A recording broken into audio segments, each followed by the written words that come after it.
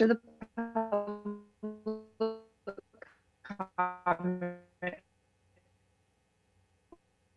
form is submitted to the meeting, forms submitted after that time will not receive the Zoom link and number to speak, but they may still participate the day of the meeting by submitting comments in writing to council@everettwa.gov.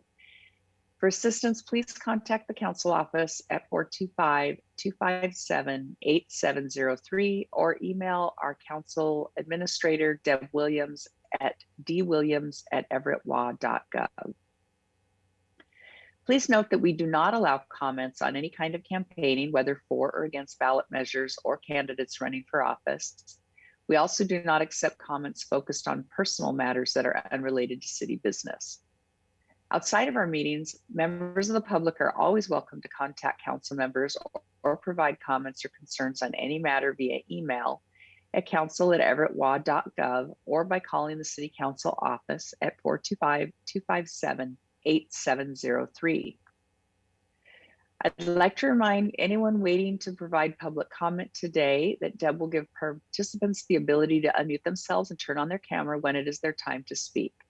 Speakers must connect to the Zoom using the same name or phone number listed on the form that they submitted in advance in order to be called on when it is their time to speak. Participants will mute their microphone when not speaking, and participants connecting via the Zoom app are expected to turn on their device, the device's camera when it is their turn to speak, if it's possible for them to do so. At this point, I'd like to call on Councilmember Toohey to read the land acknowledgement. Thank you, Council President. I'm honored to do that. The City Council wishes to acknowledge the original inhabitants of this place, the Stohukshi people and their successors, the Tulalip tribes. Since time immemorial, they have hunted, fished, gathered on, and taken care of these lands and waters. We respect their sovereignty, their right to self-determination, and honor their sacred spiritual connection with the land and water. And we will strive to be honest about our past mistakes and bring about a future that includes their people, stories, and voices to form a more just and equitable society. Thank you for that. At this point, I'd like to call to order the Everett City Council meeting for September 22nd, 2021. Clerk, will you please take the roll? Mayor Franklin. Here. Councilmember Toohey. Here. Councilmember Vogely. Here. Councilmember Moore. Here. Councilmember Murphy. Councilmember Roberts. Councilmember Bader. Here. And President Stonecipher. Here. Councilmember Bader, will you please lead us in the Pledge of Allegiance? I would invite everyone to join me in the Pledge of Allegiance. I pledge allegiance to the flag of the United States of America and to the republic for which it which it stands, stands, one nation, one nation, under God, under God, indivisible, liberty and justice for all. Thank you. Do I have a motion for the approval of the minutes of September 15th, 2021? Councilmember Murphy moves approval. Do I hear a second? Councilmember Bader will second. We have a motion and a second for approval of the minutes. Clerk, will you please take the roll? Councilmember Toohey. Yes. Councilmember Vogely. Yes. Councilmember Moore. Yes. Councilmember Murphy. Yes. Councilmember Roberts. Yes. Councilmember Bader. Yes. And President Stonecipher. Yes. Good afternoon, Mayor Franklin. Good afternoon, President Stonecipher. I have no update or report today, and I don't believe we have an administrative update or report either. So thanks. Thank you. We'll move on to council comments and liaison reports, starting with Councilmember Toohey. Thank you, Council President. I just have one liaison report. I attended the library board meeting last night, and I do have one thing I'd like to let the folks know that the Evergreen branch now has lockers outside of the library. So if you can't get to the library when they're open, they can have those, your books or tapes, whatever you need that you've ordered to checked out. They can have it in the lockers for you. So I think that will be a great help for a lot of folks who work different hours or just can't get there and we're not open as much as we had been. So that's my report. Thank you. Thank you. Councilmember Vogely.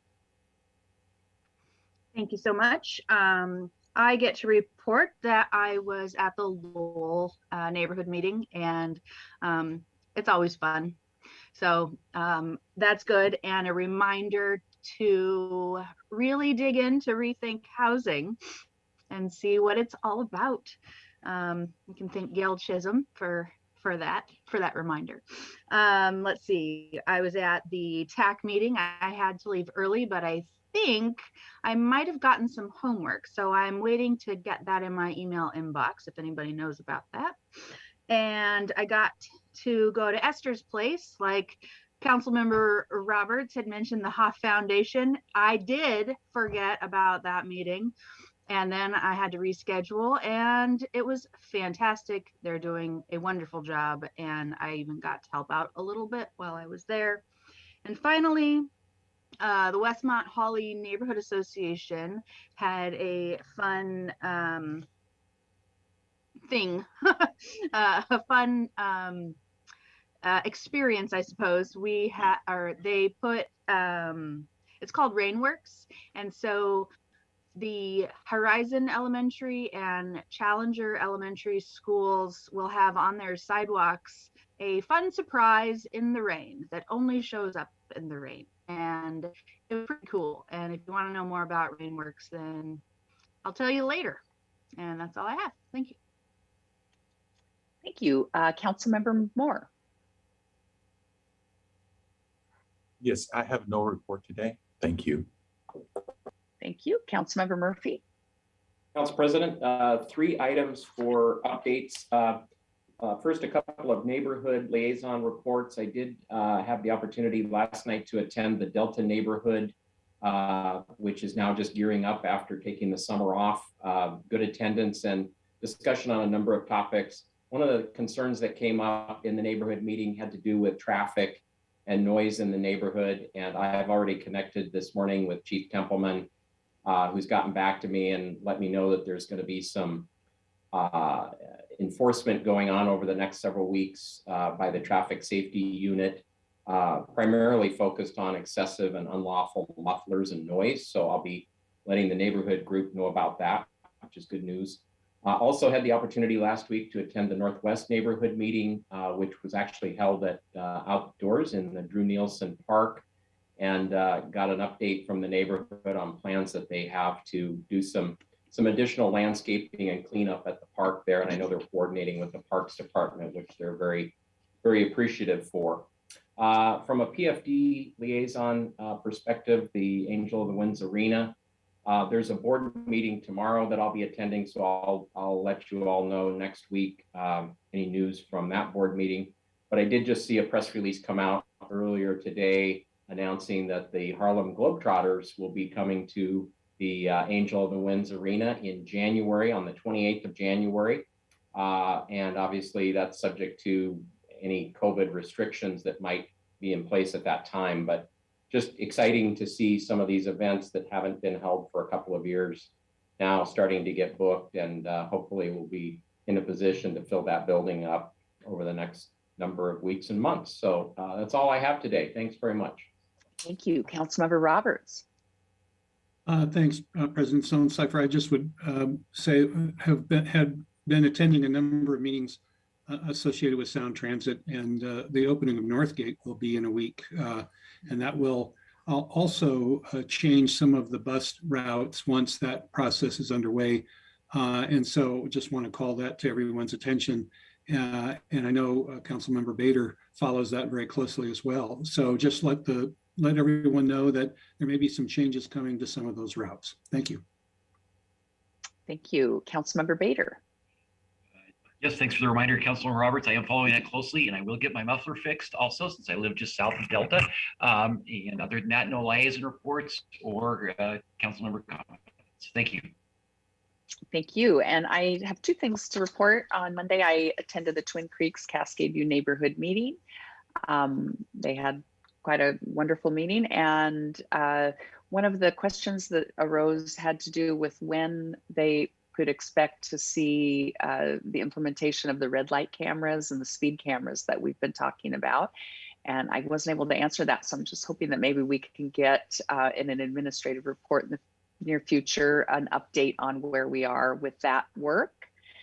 And then also wanted to let our community know that next month the Twin Creeks Cascade View Neighborhood Association at its regular meeting on Monday, October 18th, will hold a candidate forum. So that may be a time for anyone who's interested to hear from the candidates that will be on the ballot in November. I also this week had a meeting with Chief DeMarco, the fire chief, and my capacity as the liaison to the fire department. Was interesting to hear what's going on in the fire department and some of the impacts that COVID has had on fire operations, including long waits at the hospital when they bring patients in, because the hospital has really been impacted heavily with COVID patients. And so I would remind our community that at this point, our hospital is inundated with people who are afflicted with COVID, and the ICU count is at its probably all-time high. And so if you have not been vaccinated, please get vaccinated. Most of the people who are in the hospital in critical condition are people who did not get the COVID-19 vaccine. So I just want to remind people that there is a solution to COVID, and it involves getting vaccinated. So if you do not have any health or religious reasons that you would prefer not to get vaccinated, please consider doing so. The health of our entire community really depends on that. That is all I have, and the mayor said there was no administrative report, so we'll move on to city attorney comments. Mr. Ramsey. Good afternoon. Good afternoon. No comment, but we are asking for an executive session pursuant to RCW 4230-110 sub 1 sub I regarding legal risks of proposed actions the city is considering, with no announcement to follow. Thank you. Deb Williams, have we received any comments from the community for public comment? Good afternoon, President Stonecipher. We have no one waiting to speak, and we have no written comment. Thank you. Very good. Thank you. We will move on to our consent agenda. Do I hear a motion to approve the 4 consent items? Roberts moves approval. Bader second. We have a motion and a second for the consent agenda. Clerk, will you please take the roll? Yes, Councilmember Tui, Yes. Councilmember Vogely, Yes. Councilmember Moore, Yes. Councilmember Murphy, Yes. Councilmember Roberts, Yes.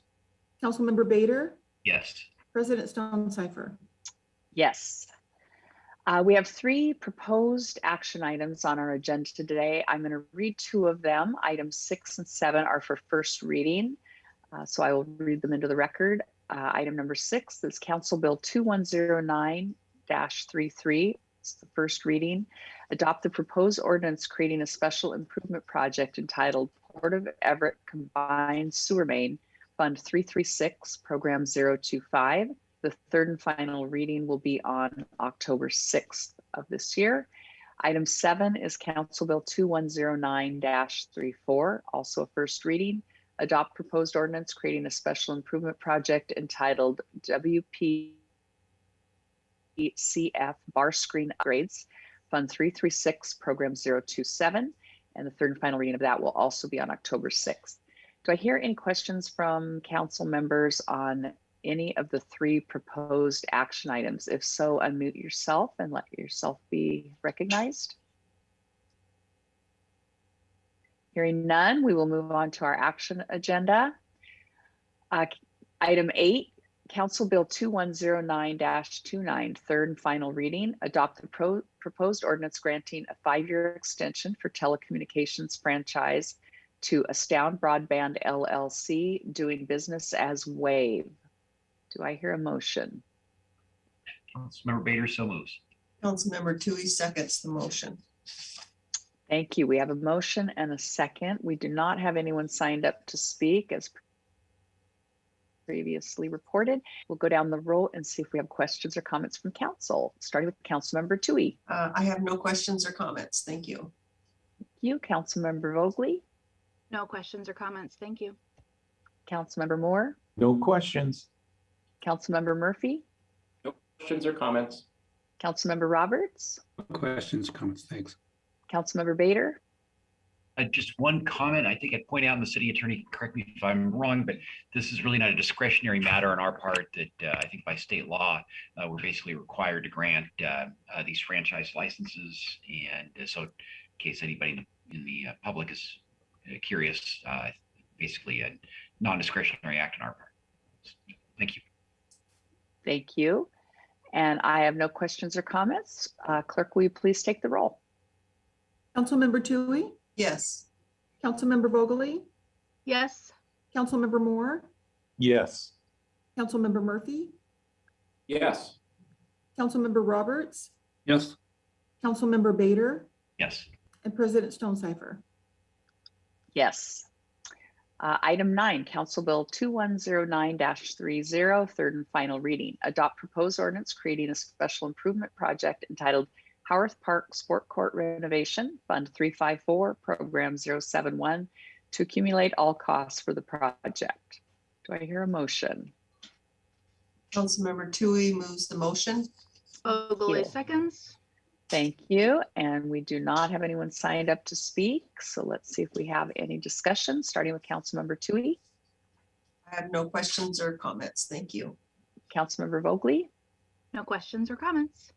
Councilmember Moore, No questions. Thank you. Councilmember Murphy, Questions? Thanks.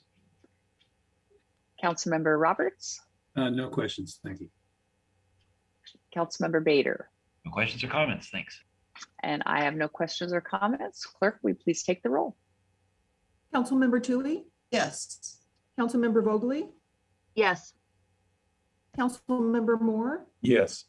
Councilmember Murphy. Yes. Councilmember Roberts, Yes, Councilmember Bader, Yes. President Stonecipher. Yes. Item 10, Council Bill 2109-31, third and final reading. Adopt the proposed ordinance creating a special improvement project entitled Rotary Park Renovation, Fund 354, Program 072, to accumulate all costs for the project. Do I have a motion? Councilmember Tui moves the motion. Thank you. Bader seconds. We have a motion and a second, and no citizen signed up to speak. And we'll go down the roll, starting with Councilmember Tui. I have no questions or comments. Thank you. No Councilmember questions or Vogely. comments. Thank you. Councilmember Moore, No questions. Councilmember Murphy, No questions or comments. Thank you. Councilmember Roberts, no questions or comments, thanks. Councilmember Bader, No questions or comments either. Thank you. and I have no questions or comments. Clerk, please take the roll. Councilmember Tui, Yes. Councilmember Vogely, Yes.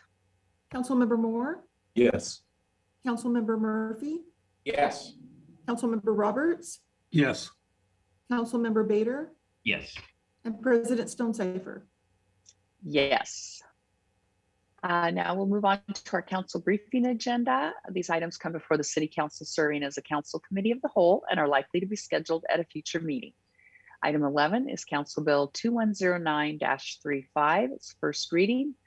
Adopt the proposed ordinance approving the appropriations of the 2021 revised City of Everett budget and amending ordinance number 3802-21. The third and final reading will be on October 6th, and I believe Susie Haugen is here to get us going on this. Susie? Yes, I am. If you'll bear with me for just one moment while I share my screen. And that should be good.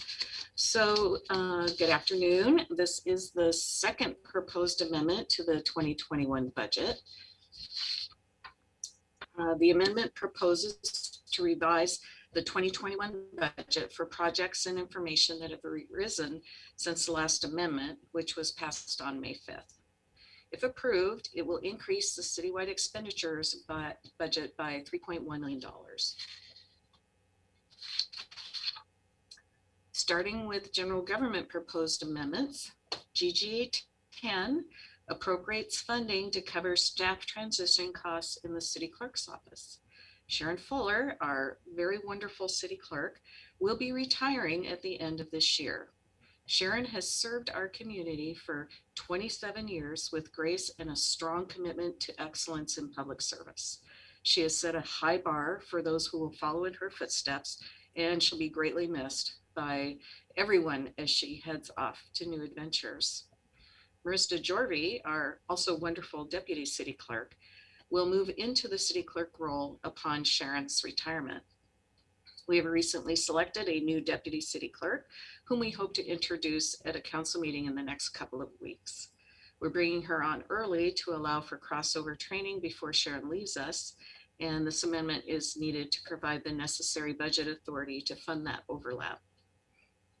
GGA 11 provides funding to purchase less lethal impact weapons for police patrol and the SWAT team. Washington State House Bill 1054, passed by the state legislature this year, prohibits the use of military equipment by law enforcement agencies. As a result, the department is required to remove those types of weapons from service, and the less lethal impact weapons funded through this amendment will replace that military equipment. GGA 12 proposes to increase the police budget by $7,700 for the purchase of one Connex storage container and alarm system to be placed within the pallet shelter site. The storage container will provide officers with more efficient means to process and impound personal property. GGA 13 appropriates funding for Jetty Island Days, which was not included in the original budget. The city entered into partnerships with Argosy, Snohomish County, and the Port of Everett to cover much of the expense of the program. Ferry service was provided 5 days a week. Snohomish County developed and maintained a ferry reservation system, and all ferry expenses were reimbursed by the Port of Everett. The city also received a grant in the amount of $25,000 from LTAC and a $16,270 donation from EverTrust Foundation to help cover the cost of the program. And the city paid the remaining expenses, totaling approximately $16,000.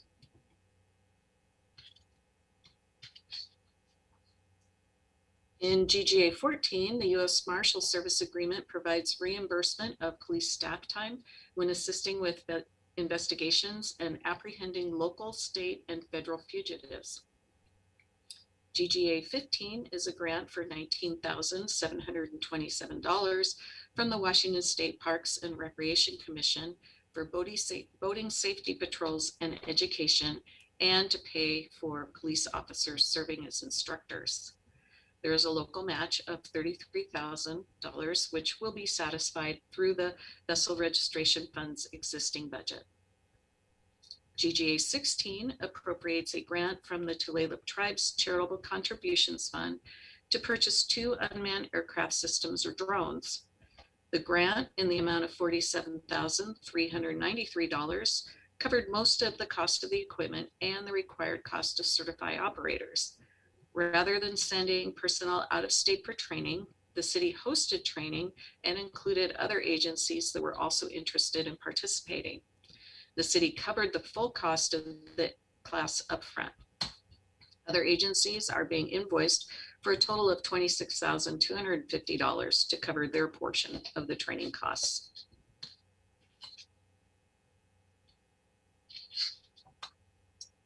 GGA 17 increases the fire department budget for expenses paid in 2021 related to the 2020 waterfront fire. The total equipment loss for both fire and EMS was $247,000. After the $100,000 deductible, the city received $147,000 in insurance recovery proceeds.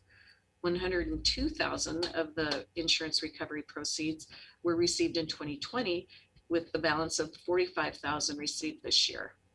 The EMS side of this amendment is in NGA 10. GGA 18 increases the fire department budget for its participation in COVID vaccination efforts. The general fund will be reimbursed by FEMA for $456,500 to cover these costs. GGA 19 increases the fire department budget for services provided to outside agencies for wildfire assistance across our state and in California. The city will be reimbursed by state and federal agencies for costs associated with deployment.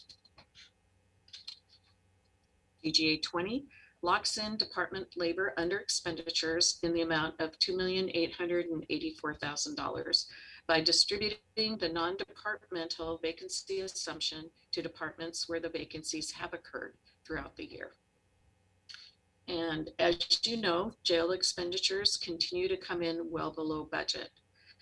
The reason for this change in activity were provided to council in a memo last week, and GGA 21 proposes to reallocate $2.2 million of the savings from jail fees to the Left One police and fire pension funds.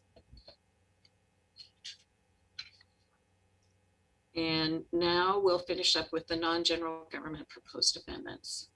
NGA 8 appropriates funding in CIP 3 for projects that the council has already approved through plans and systems ordinances, including $300,000 for Doyle Park playground replacement, $280,000 for Howard Park playground replacement, $80,000 for Legion Sport Court renovation, $315,000 for Madison Morgan Park improvements, and $350,000 for the 40th Place landslide repair project. NGA 9 increases the CIP 1 expenditure budget for projects that have also been before council in plans and systems ordinances, including $80,000 for Fire Station number 2 and Fire Station number 6 additions and alterations, $380,000 for Police Impound Yard additions and alterations, $30,000 for South Police Precinct locker room renovation. NGA 10 is the EMS side of the 2020 Waterfront Fire Amendment, and NGA 11 is the EMS side of the FEMA reimbursement for city participation in the COVID-19 vaccination efforts. And that concludes the amendment, and I'd be happy to answer any questions. Thank you. Let's go down the roll and see if we have any questions or comments, starting with Councilmember Toohey. Here we go. Yeah, thank you, Susie. That was pretty interesting. So I just had a quick question on the jail fees. And so that was going to go, that 2.2 then is going to go to the police pension plans. Is that correct? Our Left One police and fire pension funds. Oh, yes. And fire. Okay. And so that amount wasn't in the budget for expenditures for this year. That's over and above our contributions that we're doing this year, or is that? Contributions to the Left One police and fire pensions were suspended for 2020 as a budget balancing measure. So this is kind of a makeup. Yeah. Right. Okay, great. Thank you. Appreciate it. Thank you, Councilmember Vogely.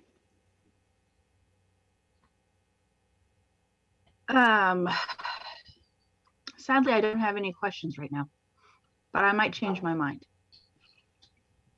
Sounds good. We have Councilmember Moore.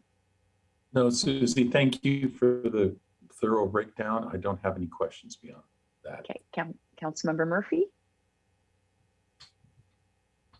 Yes, Council President, thank you. A couple of things. First of all, this was the first meeting or opportunity, I guess, I'd had to hear that Sharon Fuller will be retiring, and I just want to echo the comments that Susie made. You know, Sharon has been a great clerk for the city for many years, and I've enjoyed working with her. And so, congratulations to Sharon and best wishes. I know she'll be around till the end of the year, but really appreciate your service to the city, Sharon.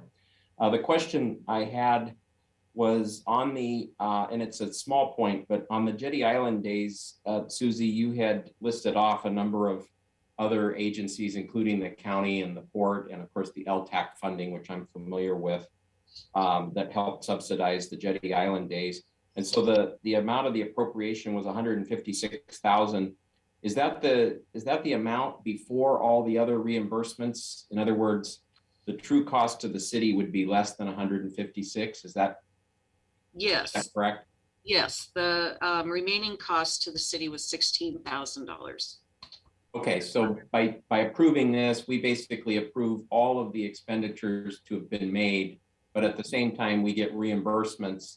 And I assume that we've already either been paid for those or we will be within the next few weeks or months. Correct.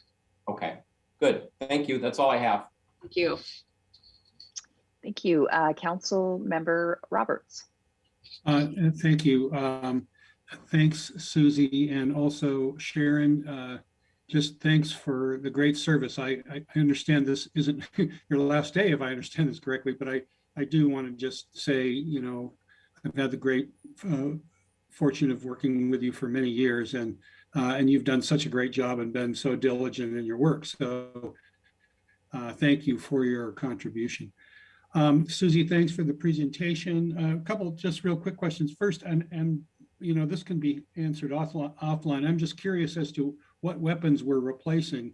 I'm glad to see that matter there, I think, but I just was curious as to having more detail, and you may not have that detail, and that's fine. I'm just would like to get that at some point. You know, I actually do. However, Chief Templeman is here and would probably do a much better job of translating that technical information than I would. So I'll Hi, Chief. hand it off to Chief. Hi, good afternoon. Dan Templeman with the police department. We, in response to House Bill 1054, shelved our 37 and 40 millimeter launchers. Those are firearms that qualified under the definition passed by the legislature as military equipment. These were the weapons that fired sponge or soft tip rounds. They are less lethal weapons, but because of the definition, we had to pull those. And so we actually now have no weapons that we have available to us for those types of situations. So we were able to find a different launcher that fires another similar foam tip round that we hope will serve the same purpose as a less than lethal tool for our officers on the street. So that's what this budget request is for. Thank you. Well, thank you for that. And then the other question I had has to do with GGA 19 and the fire reimbursement costs. And I'm just curious, it looks like we're covering these costs, but expect to get reimbursement from the state or federal government. And does that reimbursement, we just don't know when that will come, and it comes later and we just factor that into the budget to offset those costs? Or I'm just curious as a function of timing, how that works. Yes, it's very hard to predict exactly when those reimbursements will come in, but we know that they will. It's just a matter of timing, especially the out of state sometimes can take a little longer, but we account for that. And kind of related to that, as we build our budgets going forward in the future, there seems to be at least a reasonable expectation that we may be called upon again to provide backup or direct services for wildland firefighting. And I'm not asking for an answer now, but I would be interested in how we look at that question going forward into the future. You know, I think that we look at it very similar to the way we look at grants, is that we don't budget for them until they are, you know, we have a grant contract or something has been incurred, because, you know, while lately they have been involved in wildland fire service, we never know what the extent will be. And so our practice would be to wait until we are experiencing that participation, and then we will amend the budget accordingly. Okay, thank you. That's all I have. Thank you. Thank you. Councilmember Bader. Questions I had were asked, so no further questions or comments. Thank you. Thank you. And I had just a couple questions. First question has to do with the Jetty Island days. I'm glad to hear that the city was not out of pocket too much on that. Are we confident that that's a model that could go forward again next year, or was this a one-off? What are we thinking about the long-term funding of this program? I believe that that is certainly our hope that that will happen. And I see that we do have Bob Leonard here. At least we did. I do. I see him. Hi, Bob. So I think that I would ask him to comment on that as well. Yeah, I think it was a very successful model, and we are hopeful that we can model something like this for next year. I do think we still have to engage in discussions with the port on that subject, but we are confident that something similar to this could happen for next year. Great, thank you. And then related to the police pension funding, Susie, can you just remind me, we're putting in a little over 2 million, but can you remind me what our expected cost was for the current year? Are we dipping into what we've had in reserve, or is this? So two different numbers to think about. What is our expected cost and what was the actuarial contribution recommended by the actuary in order to meet that 2030 target, which would have us fully funded for these programs in 2030, where we could stop making contributions and just run off the invested balances. So our recommended contribution was about $4.9 million. And our expected costs would definitely be more than 2.2 million. So that would be some dipping into the investments to fund that, barring any other changes. Okay, so if we were doing what other cities were doing, which is kind of pay as you go, we would be spending more than this 2.2 million. It'd be more like what, 3 million? About 4. About Right. 4 million. Okay, so if we're not putting about 4 million in a year, we're dipping into the reserve that we have built up. Yes. Very good. Okay, that's all my questions. Councilmember Vogel, you had reserved the right to ask another question. I just want to offer that to you now. Thank you. I appreciate it, and I apologize. My question might be for the chief. It's about the police property container. And I think I know that is for people that have been arrested. Can you just tell us a little bit, because it's not like for you guys, but your property in? That's correct. This is a storage container. As people might observe in the community, that there are times where we do have to make arrests of individuals that may be unsheltered. Quite often, they may have accumulated quite a bit of property, and it's very difficult for us to impound that into our property room. And then it's even more difficult for those that we arrest to actually then recover that property from our property room. So with this storage container, it allows us on the side of the pallet shelter site to be able to quickly transport that property, secure it in that storage container. And then when individuals are recovering their property, they work through our COET team and the embedded social workers. So it does provide us another opportunity to provide outreach at that point when they're, let's say, released from incarceration. So that's what this container will be used for. Thank you so much. That's all I have. That was a good question. Thank you for asking it.